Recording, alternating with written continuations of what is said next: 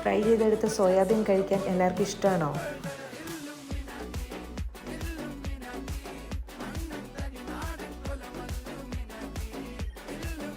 അതിനായി ഒരു പാത്രത്തിൽ വെള്ളം തിളപ്പിച്ച് അതിലേക്ക് അല്പം ഉപ്പും സോയാബീനും ഇട്ട് 5 മിനിറ്റ് വെക്കണം.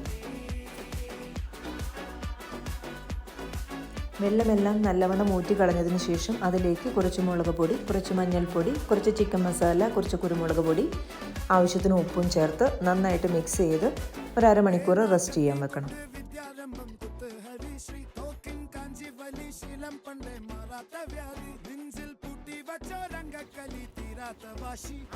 ശേഷം നല്ല തിളച്ച എണ്ണയിൽ വറുത്ത് കോരുക. കുട്ടികൾക്കും മുതിർന്നവർക്കൊക്കെ ഒരുപോലെ ഇഷ്ടപ്പെടും.